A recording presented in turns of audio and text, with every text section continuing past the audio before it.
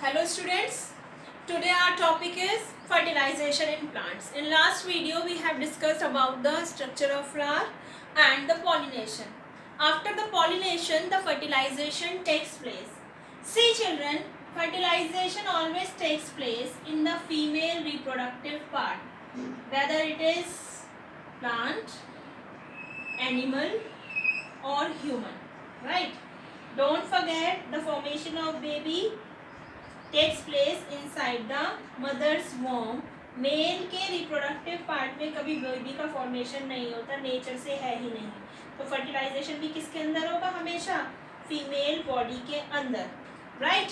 तो this is here I am drawing the structure of female reproductive part of plant because today we are taking the fertilization in plants, right?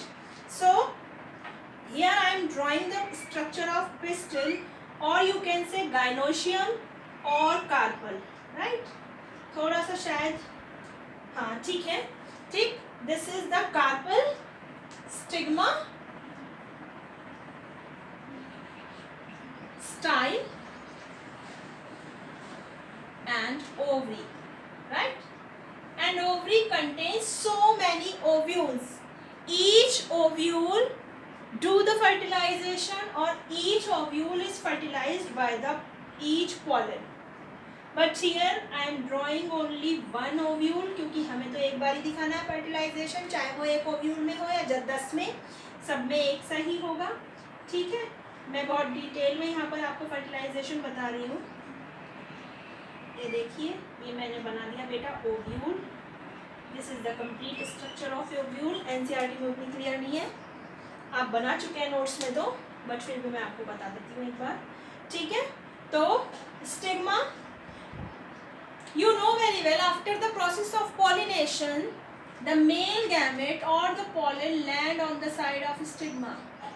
यहाँ पर आकर land हो गए. जिस species का plant है, फ्लावर है, उसी का है. जैसे सपोज गुआवा है, अमरूद देखा है ना आपने, बहुत कॉमन प्लांट है. जिस जगह हम रहते हैं उसके लिए घर घर में मिल जाता है, इसलिए मैंने बेटा आपको गुआवा का एग्जाम्पल दिया है. पॉलन यहाँ पर लैंड हो गए गुआवा के फ्लावर के ऊपर आकर. यहाँ पर सेम स्पीशीज के लैंड होंगे आकर, तो वो वहाँ पर स्टिक करेंगे. अगर एप्पल का पॉलन लैंड करेगा गुआवा पे जाकर, या किसी और वैरायटी के गुआवा का लैंड करेगा, तो वो वहाँ से हट जाएंगे, वो स्टिक नहीं कर पाएंगे. ठीक है, then they form the pollen tube. Every pollen form the pollen tube. I told you in the control and coordination chemotropism. क्योंकि ओव्यूल केमिकल्स रिलीज करता है, मैंने तब बताया था कि मैं नेक्स्ट चैप्टर में बताऊंगी. क्योंकि ओव्यूल केमिकल्स रिलीज करता है and the pollen tube form in the direction of chemicals. ठीक है, तो पोलन से क्या हुआ? पोलन ट्यूब बन गई. ये अलग अलग ओव्यूल को फर्टिलाइज करेंगी. हम एक में ही दिखा रहे हैं. तो ये यहाँ तक आया बेटा, ये यहाँ पोलन ट्यूब. ठीक है, पूरी आ गई ये यहाँ. अब हम जो बात कर रहे हैं ओव्यूल की कर रहे हैं. And if we are talking about the ovule we should know that, आपको ये लीफ जो दिखाई दे रही है दो, आपको इधर लीफ दिखाई दे रही है दो और इधर दो लीफ दिखाई दे रही है. ठीक है, तो ये लीफ जो है हमारी, इनको क्या बोलते हैं? इंटेग्यूमेंट्स. इंटेग्यूमेंट्स. ठीक है बेटा, एक आपको ओवल स्ट्रक्चर दिखाई दे रही होगी इसके अंदर. That oval structure is said to be ovule. पूरा जो है, पूरा ओव्यूल के अंदर क्या है हमारा? Embryo sac. ये जो पूरा आपको, ये पूरी स्ट्रक्चर तो बेटा ओव्यूल है.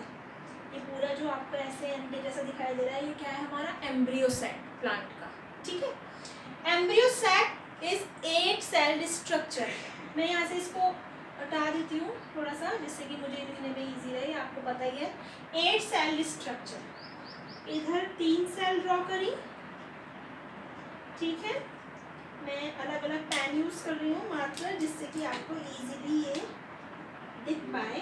ये इधर 3 सेल, और आप देख रहे होंगे बेटा मैं हर सेल का न्यूक्लियस भी बना रही हूँ इसके साथ ही.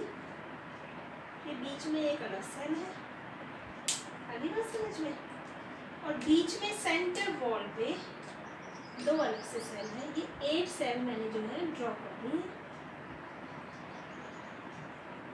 8 सेल स्ट्रक्चर।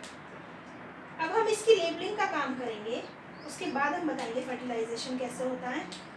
तो ये जो 3 सेल है ये क्या है हमारी एंटीपोडल, एंटीपोडल्स, राइट।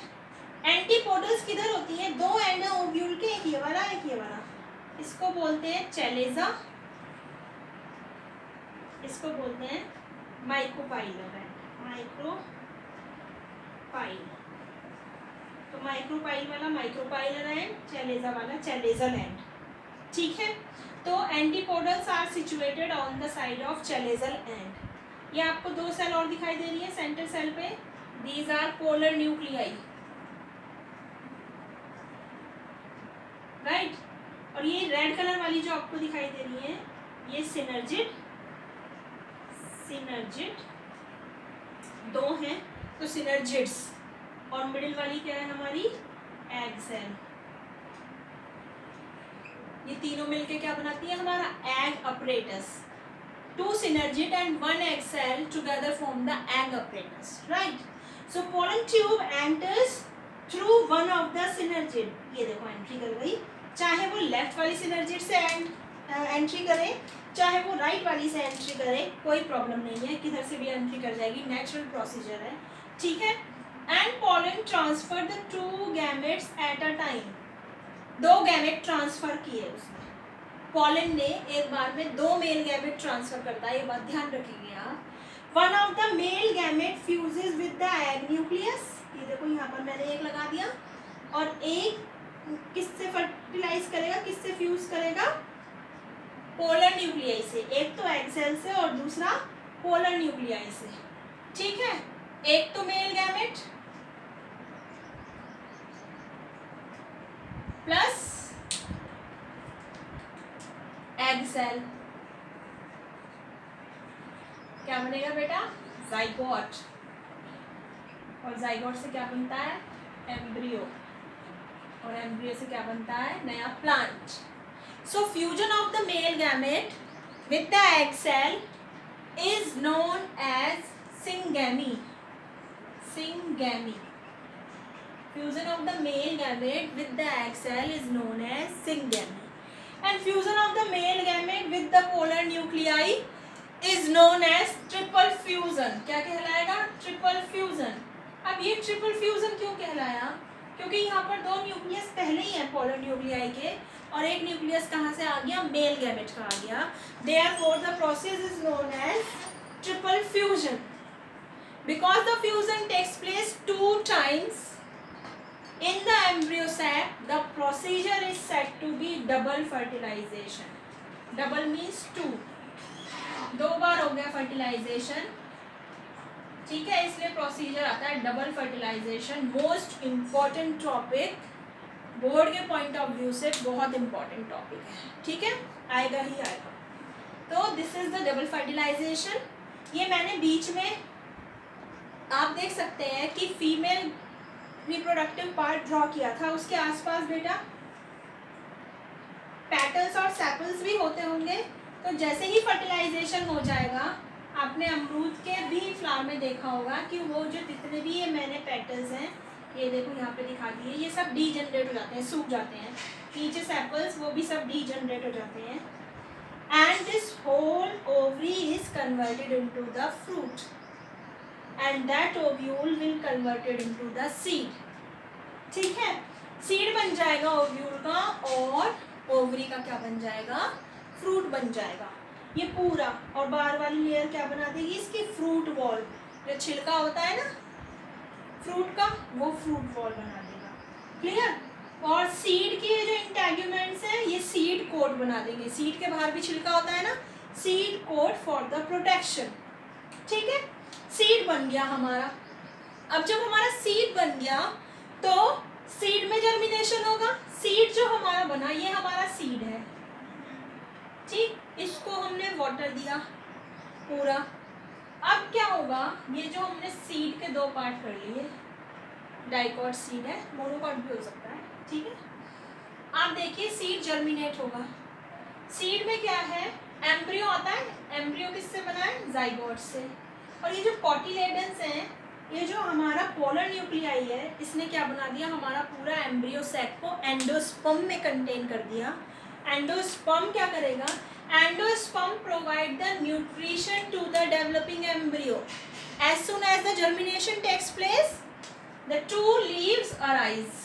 दो लीव दिखाई देंगी, एक ऊपर की तरफ, एक नीचे की तरफ leaf.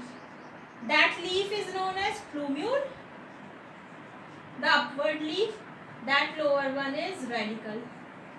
Radical give rise to the root system and plumule give rise to the shoot system. Plumule से शूट बनेगा, स्टेम, और रेडिकल से हमारी क्या बनती है? रूट बन जाती है। ठीक है, तो इस तरह से हमारा सीड जो है जर्मिनेट करता है।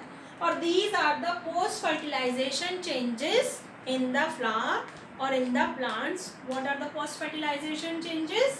That after fertilization the ovary converted into the fruit, the ovule converted into the seeds, integuments form the seed coat, the outer covering and the inner covering. और जो इसके outer wall की जो layer है, that is form the fruit wall. तो यहाँ पर हमारा क्या कंप्लीट हो जाता है? The fertilization in the plants and the post fertilization changes. So here the germination takes place. जो जाइगोट है हमारा, वो ही जर्मिनेट करके क्या बनाता है? एम्ब्रियो, और एम्ब्रियो से हमारा क्या बन जाता है? नया plant. Clear? So that's all for today. Next topic हम नेक्स्ट वीडियो में से